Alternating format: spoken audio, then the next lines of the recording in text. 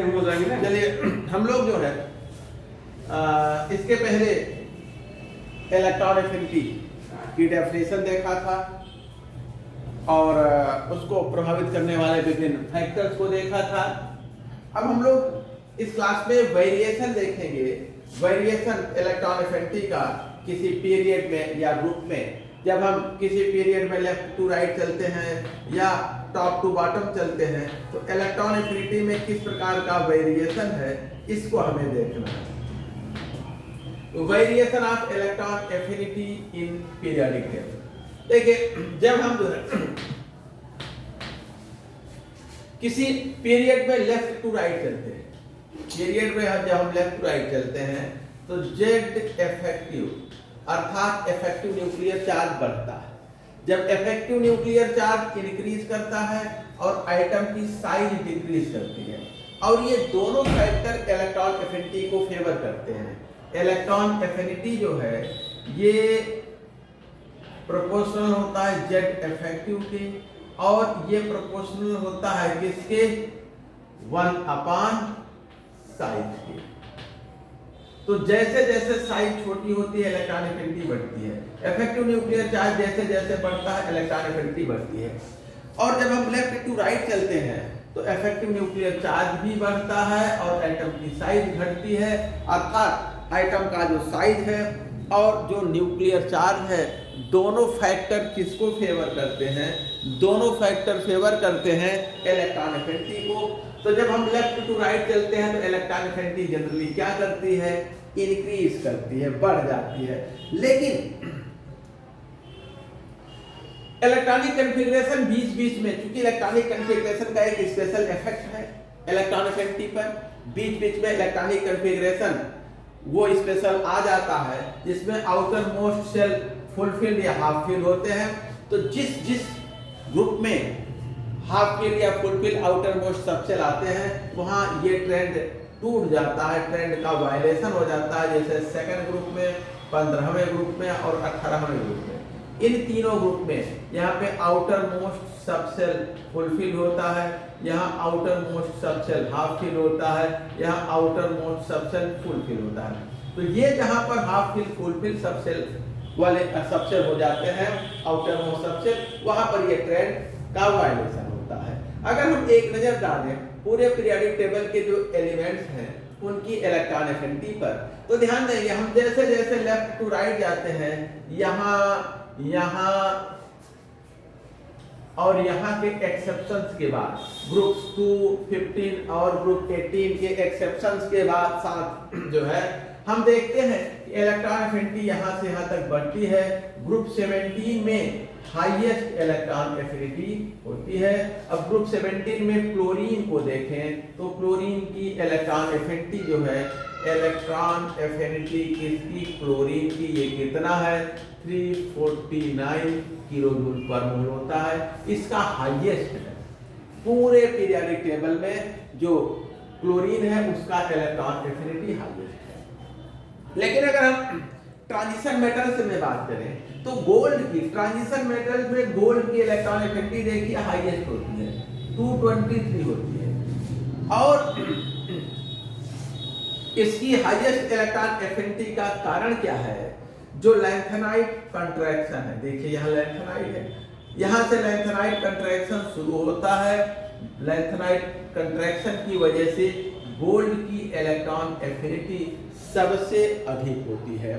यही कारण है कि गोल्ड जो बहुत कम इलेक्ट्रॉन एफिनिटी, यानी जिसका आयोनाइजेशन एनर्जी बहुत लो है, जो सरलता से इलेक्ट्रॉन देते हैं, जैसे सीजियम है, सीजियम के साथ अगर सिमिलर एटॉमिक साइज है जिन मेटल्स की, जो इसके साथ क्रिस्टल में पैकिंग इजी वे में कर सकते हैं, उनके साथ ये आराइड बनाता है, सीजियम आराइड बनाता है। सीजियम पे +1 और गोल्ड पे -1 चार्ज होता है, ये इसके साथ आयनिक कंपाउंड बनाता है। तो सीजियम आराइड या अन्य आराइड्स हमें मिलते हैं। तो जो नॉन मेटल्स हैं उनमें हम देखें तो क्लोरीन का इलेक्ट्रॉन एफिनिटी हाईएस्ट होता है, बहुत पूछा जाता है। और मेटल्स में ट्रांजिशन मेटल्स और उसमें गोल्ड का हाईएस्ट इलेक्ट्रॉन एफिनिटी पाई जाती है। इलेक्ट्रॉन एफिनिटी कहाँ जीरो है या नेगेटिव, देखिए सेकंड ग्रुप के जो एलिमेंट है beryllium, magnesium, calcium, strontium, barium, इन सबकी इलेक्ट्रॉन एफिनिटी नेगेटिव है। इनमें इलेक्ट्रॉन एंट्री कराइए तो आपको एनर्जी खर्च करनी पड़ेगी, ये इलेक्ट्रॉन लेना नहीं चाहते। क्यों? क्योंकि इनके आउटर मोस्ट सबसेल में 2 इलेक्ट्रॉन, आउटर मोस्ट सबसेल पूर्णतया भरा है। इसी तरह से अगर हम जो है देखें, यहाँ मैग्नीज को देखें ग्रुप 7 में, तो इसके जो है 3d में 7 इलेक्ट्रॉन, 4s में 2, तो मैग्नीज का 3d पूर्णतया भरा होता है, इसलिए इसका इलेक्ट्रॉन एफिनिटी लेस देन 0 है। इनकी थोड़ी सी होती है और उसका कारण क्या है, इनके पहले डी सबसेल का बड़ा डी और एफ सबसेल का होना, जिसकी वजह से हम कहें कि इलेक्ट्रॉन एफिनिटी बहुत ज्यादा बढ़ जाती है। इनमें थोड़ी सी जो है हम कहें कि इफेक्टिव न्यूक्लियर चार्ज तेजी से बढ़ता है और इनमें इलेक्ट्रॉन एक्सेप्ट करने की थोड़ी सी टेंडेंसी आ जाती है, कारण इसका लैंथेनाइट कंट्रैक्शन है, आइक्टिनाइट कंट्रैक्शन है। इधर हम आते हैं तो वर्ग 12 में जिंक, कैडमियम, मरकरी, इनके भी n-1 d में 10 इलेक्ट्रॉन होते हैं, ns में 2, तो बाहर के कोष में 10 इलेक्ट्रॉन होने के कारण इनकी भी इलेक्ट्रॉन एफिनिटी नेगेटिव होती है। इधर इनर गैसेज हैं, इनके भी बाहर के सारे कोष np में 6 इलेक्ट्रॉन होते हैं, सारे उपकोष पूरे भरे होते हैं, इनकी भी इलेक्ट्रॉन एफिनिटी कम होती है। तो इसी जहां पर आउटर मोस्ट सबसेल या तो हाफ फील्ड या फुल फील्ड है, वहां पर इलेक्ट्रॉन एफिनिटी हमें कम मिलती है, 0 मिलती है या नेगेटिव में होती है, कम इलेक्ट्रॉन एफिनिटी होती है। नेक्स्ट देखते हैं, अगर हम देखें वही चीज यहाँ पर चर्चा की गई है, जो इलेक्ट्रॉन एफिनिटी ट्रेंड है किलोजूल पर मोल में। देखिए अगर हम किसी एक ट्रांजिशन सीरीज में लेफ्ट टू राइट जा रहे हैं तो पहले घट गई, फिर बढ़ गई, फिर नेगेटिव में हो गई, फिर उसके बाद लगातार हम देख रहे हैं कि बढ़ रही है, फिर नेगेटिव में हो जा रही है। तो इलेक्ट्रॉन एफिनिटी अगर हम ट्रांजिशन मेटल्स में देखें तो जिनके डी सबसेल में 3d में 7, 4s में 2 इलेक्ट्रॉन है, या जिनके डी सबसेल में 10 और 4s में 2, आउटर सेल फुल फील्ड और हाफ फील्ड है, उनकी सॉरी ये d7 है, d5 होगा, d5 और d10, ठीक है, टोटल 7 है, टोटल 7, आउटर में 7 है, 2 जो है s में है और 5 जो है d में। तो जिनके outer most subshell full field और हाफ फील्ड है, उनकी इलेक्ट्रॉन एफिनिटी कम होती है। इसी तरह से यहाँ फुल फील्ड और यहाँ पर तो ये फुल फील्ड है, ये हाफ फील्ड है, यहाँ पर ये भी फुल फील्ड, ये भी फुल फील्ड, तो इलेक्ट्रॉन एफिनिटी इनकी कम होती है। नेक्स्ट देखा जाए,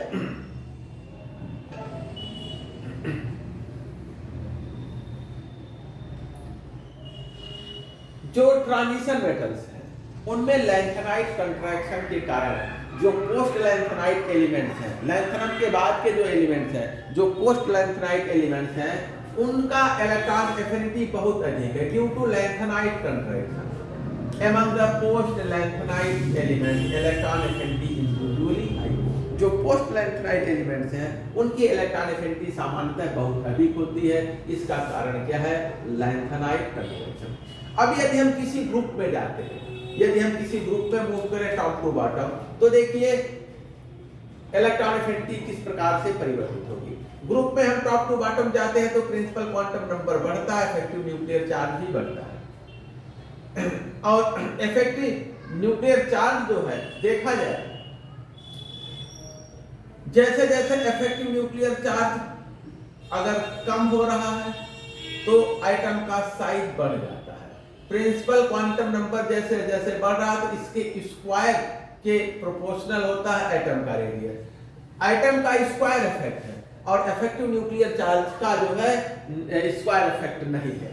तो जब हम ग्रुप में टॉप टू बॉटम चलते हैं तो आइटम की साइज बढ़ती जाती है और जिसकी वजह से इसकी इलेक्ट्रॉन एफिनिटी घटती जाती है। यद्यपि इफेक्टिव न्यूक्लियर चार्ज भी बढ़ता है, लेकिन जो है effective nuclear charge square effect में नहीं बढ़ता है। इसलिए इफेक्ट ये जो प्रिंसिपल क्वांटम नंबर है जिसके स्क्वायर के प्रोपोर्शनल होता है आइटम का रेडियस, वो ज्यादा डोमिनेंट है और इसलिए जो है इलेक्ट्रॉन एफिनिटी जब हम ग्रुप में टॉप टू बॉटम जाते हैं तो डाउन होती है, फॉल डाउन घटती जाती है।